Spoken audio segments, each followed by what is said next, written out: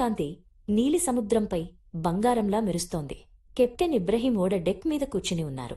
ఆయన చుట్టూ 9 ఏళ్ల కెరెం, బిలాల్, 9 ఏళ్ల ఓజ్కే మరియు చిన్నారి ఫైజా ఆసక్తిగా కూర్చున్నారు. కెప్టెన్ దూరంగా కనిపిస్తున్న హోరిజోన్ వైపు చూస్తూ, పిల్లలారా, ఈ సముద్రం కేవలం నీరు మాత్రమే కాదు, ఇందులో ఎన్నో గొప్ప రహస్యాలు దాగి ఉన్నాయి. ఈరోజు చీకటిలో కూడా ఎన్నటికీ ఆరిపోని ఒక వెలుగు గురించి మీకు చెబుతాను.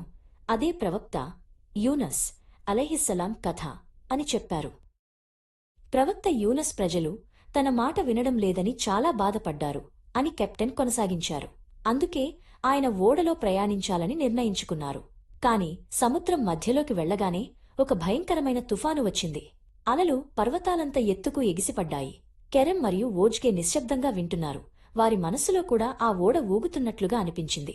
కెప్టెన్ ఇలా అన్నారు, ఈ తుఫాను మన జీవితంలో వచ్చే పెద్ద కష్టాల వంటిది. తర్వాత ఏమైంది తాతయ్యా అని ఫైజా మెల్లగా అడిగింది. తుఫాను ఎంత పెద్దదో వివరించడానికి కెప్టెన్ ఇబ్రహీం తన 2 చేతులను వెడల్పుగా చాచారు. ఓడను రక్షించడానికి ఎవరో ఒకరు సముద్రంలోకి దూకాల్సి వచ్చింది. చీటీలు వెయ్యగా ప్రతిసారీ యూనస్ పేరు వచ్చింది.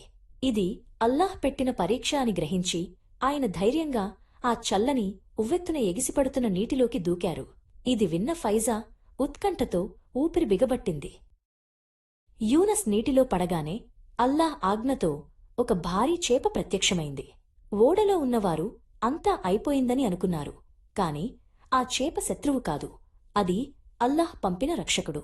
యూనస్ను అలల నుండి రక్షించడానికి ఆ భారీ చేప తన నోటిని తెరిచి ఆయన్ని సురక్షితంగా మింగేసింది. ఆయన శరీరానికి ఒక చిన్న గాయం కూడా తగల్లేదు. కెప్టెన్ ఇబ్రహీం వివరించారు. చేప కడుపు లోపల అంతా చీకటిగా ఉంది. యూనస్ సముద్రపు లోతుల్లో ఒంటరిగా ఉన్నారు. బయట తుఫాను కొనసాగుతోంది. కాని ఆ భారీ జీవి లోపల ఆయన సురక్షితంగా ఉన్నారు. అల్లాహ్ సంకల్పంతో ఆ చేప ఆయనకు రక్షకురాలిగా మారి ఏ మనిషి చేరుకోలేని సముద్రపు లోతులకు ఆయన్ని తీసుకువెళ్ళింది. ఆ చిమ్మ చీకటిలో యూనస్ తన పూర్తి హృదయంతో ఇలా ప్రార్థించారు, లా ఇలాహ ఇల్లా అంత సుబ్హానక ఇన్నీ కుంతు మినజ్ జాలిమీన్. నీవు తప్ప మరే దైవం లేడు, నీవు పరమ పవిత్రుడవు, నిశ్చయంగా నేను తప్పు చేసినవాడను. ఈ ప్రార్థన ఎంత శక్తివంతమైనదంటే ఆ చీకటిలో ఒక కాంతి మెరిసింది మరియు భయం మాయమైపోయింది. యూనస్కు కేవలం అల్లాహ్ మాత్రమే తనను రక్షించగలడని తెలుసు అని కెప్టెన్ చెప్పారు. కెప్టెన్ ఇబ్రహీం కెరెం వైపు చూసి చిరునవ్వు నవ్వారు. అప్పుడు ఒక అద్భుతం జరిగింది. యూనస్కు ఆ చేప కడుపు ఒక ఆధునిక సబ్మెరైన్ జలాంతర్గామిలాగా అనిపించింది. ఆ చీకటి ఒక వెచ్చని గదిలా, బయట ఉన్న భయంకరమైన సముద్రం ఒక అందమైన తోటలా కనిపించాయి. ఆ చేపకు కిటికీలు ఉన్నాయని, ఆయన సముద్రం కింద హాయిగా విహరిస్తున్నారని కెరెం ఊహించుకోవడం ప్రారంభించాడు. ఓజ్కే మరియు బిలాల్ ఇప్పుడు ప్రశాంతంగా ఉన్న సముద్రం వైపు చూడటం ప్రారంభించారు. కెప్టెన్ ఇబ్రహీం ఇలా అన్నారు, పిల్లలారా, ఇదే నిజమైన పాఠం. ఈ ప్రపంచం ఒక పెద్ద సముద్రం మరియు మనం ప్రయాణికులం. ఒక్కోసారి నీరు ప్రశాంతంగా ఉంటుంది, కాని ఒక్కోసారి మన ఆందోళనలు అనే చేపలు మనల్ని మింగడానికి వస్తాయి. అవి భవిష్యత్తు గురించి భయం లేదా రాత్రి అంత నల్లగా ఉండే కష్టమైన రోజులు కావచ్చు. ఓజ్కే దూరంగా ఉన్న హోరిజోన్ వైపు చూస్తూ జీవితమనే సముద్రం గురించి ఆలోచిస్తోంది. మరి ఆ చేప తర్వాత ఏమైంది తాతయ్యా అని ఫైజా అడిగింది.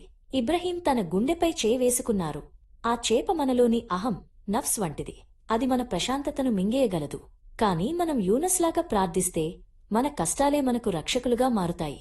మన భవిష్యత్తు ఈ రాత్రి కంటే చీకటిగా ఉండవచ్చు, కాని విశ్వాసమనే వెలుగు ఖచ్చితంగా ప్రకాశిస్తుంది.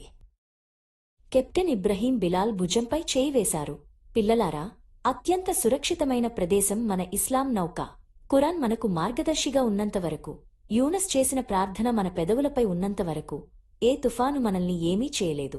మనం ఖచ్చితంగా సురక్షితంగా తీరానికి చేరుకుంటాము. ఆకాశంలో నక్షత్రాలు మెరవసాగాయి.